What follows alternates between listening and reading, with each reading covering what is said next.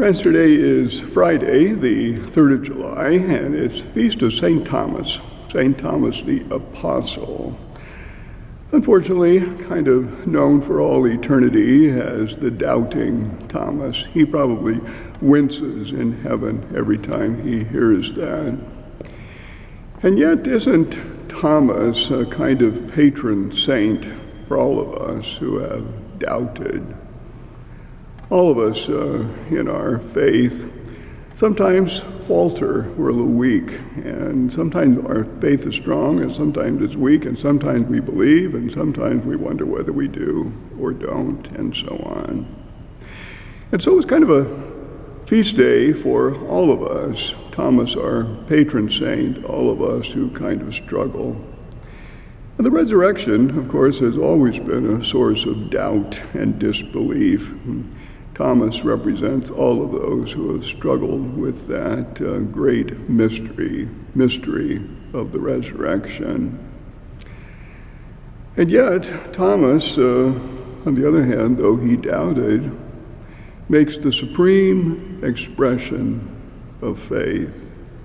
He says, "My Lord and my God." Aren't those the two poles of this struggle? Believing and expressing our love and belief in the Lord.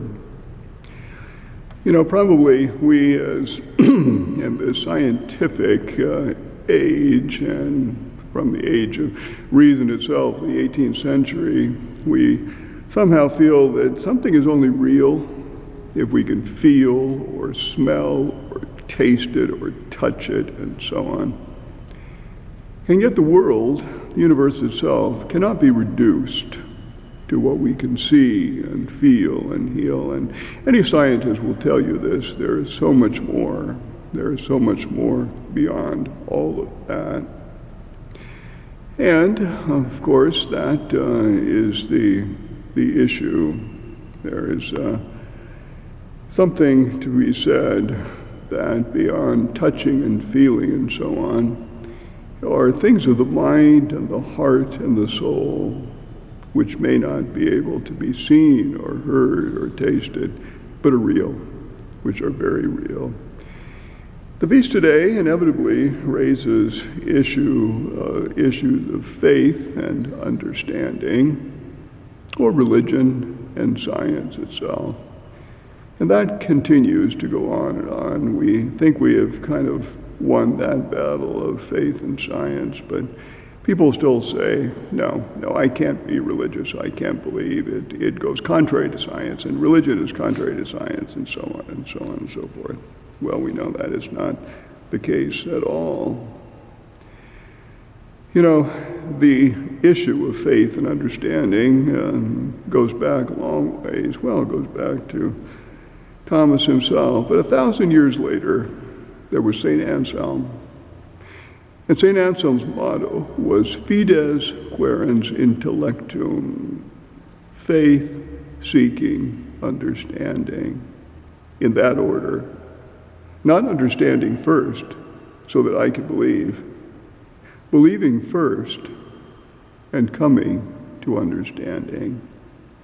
And we misunderstand St. Anselm if we think that he believed that faith was inferior to understanding. No. He was a wise man and knew there was so much we don't understand. But if we come to faith first, that understanding gradually takes place. You know, in doing a little research on this question this morning and taking a look at commentaries dealing with the issue of faith and understanding what we see and hear and don't see and don't hear and so on, I came up with a couple of quotations. One from Pascal, the French 18th century philosopher Pascal, who wasn't much of a believer. In fact, in some ways he was heretical, but he was a great thinker. And Pascal said, "The heart has its reasons, the reason knows not." The heart has its reasons, the reason knows not. Isn't that true? Anyone who has fallen in love knows that to be true. And Shakespeare, good old Shakespeare, always has something.